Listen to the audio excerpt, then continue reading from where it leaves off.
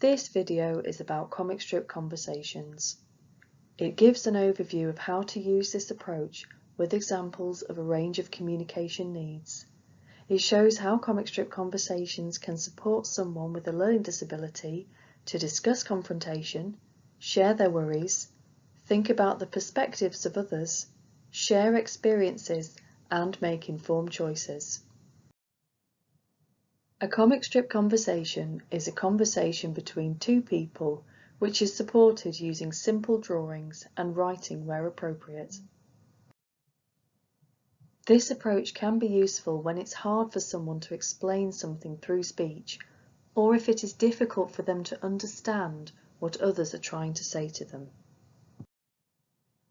Drawing and writing enables us to break down the information into easily understandable and memorable key points. Listening to what a person is saying and drawing a picture of what they're trying to communicate can help them to express themselves. Doing this will help them to focus on the key details of what they are trying to explain. It creates a visual of your conversation, so you'll be able to show and check what you have understood from what they've said. It will enable you to prompt for more information if there are gaps or details missing. And you can support them to think about the reasons why things happen and to consider other people's perspectives. Not only do comic strip conversations support a person to get their message across, they also help a person to understand and retain what other people are saying. This is because comic strip conversations focuses a person's attention on what you're saying. Help you to simplify what you are saying by breaking it down into chunks that you can draw. They support the person to understand the words you're saying, as pictures tend to be easier to understand than words. They show how pieces of information link together. And they help the person to remember what you have said, as pictures are typically easier to remember than words. You can keep the drawing and refer back to it as many times as you need to. It is best to start a comic strip conversation by setting the scene. Who was there? And where did it happen? For more details, you can ask and then draw details like, what did they say? And what did you think about that?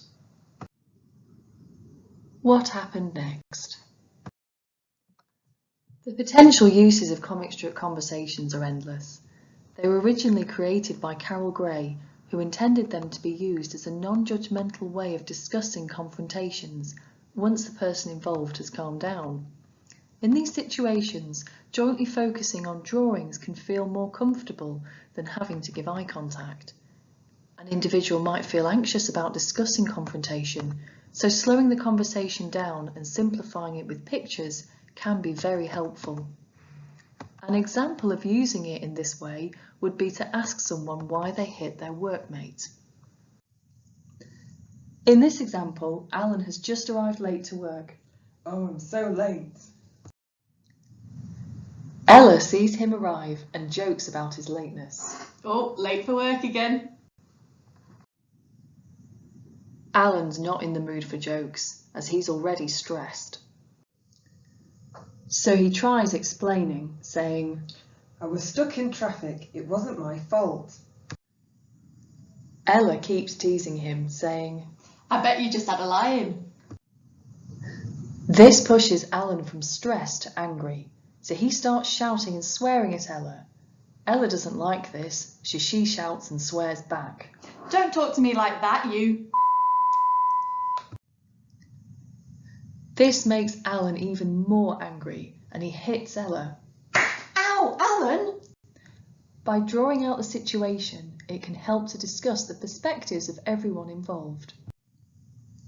And then discuss how situations like this could be avoided. Suggestions from clients who came up with this scenario were that Ella could have apologised when Alan clearly didn't find her jokes funny. Sorry, are you okay? Or she could have chatted about how awful the traffic is to make him feel better. Oh no, the traffic can be awful around here. There are other things Alan could have tried to calm himself down. He could have moved away from Ella and gone to listen to some music, or he could have told her he wasn't in the mood for teasing. In this next example, you'll see how comic strip conversations can support someone to express things they're worried about. Kate has returned home from town upset, but she isn't able to articulate why without prompting. Her support worker is going to use the approach to help her. Has something happened? Yeah. You've just come back from shopping. How were you feeling when you were in town? Happy, town was good. Okay, so were you upset after you left town? Yeah. So after you'd been to town, you got on the bus. How did you feel on the bus? Happy and then sad. Okay, so something upset you on the bus. Yeah, angry lady, no bus pass. How did you know she was angry? She was shouting, hurry up. Okay, that sounds stressful. What were you thinking? No bus pass, need to go home. And what do you think she was thinking? I'm holding up bus. And what did you do next? I paid with money. That's great. So even though you didn't have your bus pass, you still got on the bus. Yeah. Then what happened? Sat down, came home. Being able to talk about a stressful situation like this is really important, and it can help reassure someone and stop them dwelling on it. Comic strip conversations can help people to understand social situations and other people's perspectives. In this scenario, Louise wants to tell Sarah about her new job in Huddersfield. Sarah responds by talking about Huddersfield rather than asking about the job. I got a new job. Oh, amazing! Where is it? It's in Huddersfield. Oh, I love Huddersfield. Have you been to the clock tower? You should really go have a look. It's got an amazing history, that clock tower. She had been really excited to tell Sarah about her job, but all Sarah was thinking about was Huddersfield. Louise tries talking about her job again, but Sarah just keeps talking about Huddersfield. Yeah, but my new job. Yeah, in Huddersfield. Amazing. You should go to the museum. I think they've got an exhibition on the clock tower. Then Sarah asks Louise if she would like to go to Nando's. Do you fancy Nando's for lunch? No, I'm going to talk to my mum. Louise is annoyed because she didn't get to talk about her job. This confuses Sarah, who knows that Louise normally loves Nando's, and Louise is annoyed that Sarah won't listen to her. In the end, both Sarah and Louise are upset. Rude. She normally loves Nando's. Why doesn't Sarah listen to me? Comic strip conversations can also help if someone tries to explain things without giving any context, or assumes that you know what they're talking about, making their story hard to follow. In this example, Samuel is trying to share his funny story. Jacob Byrne, Jacob Byrne, Jacob Byrne? Jacob Byrne, Where did this happen? Jacob Byrne. Was it at home or on holiday? Holiday, Your holiday in Skegness? Skeggy, Was it when you were on the beach or in the caravan? Caravan. Okay, so you were at the caravan. What was burnt? Did someone have sunburn? Or was it food? Food, What kind of food? Food. Was it sausages? Food. Pizza? Pizza burn. And then what happened? Beep, beep, beep, beep, beep, beep. Oh, there was an alarm. Alarm. Oh no, what happened next? Pizza phone. Did you have takeaway? Pizza phone.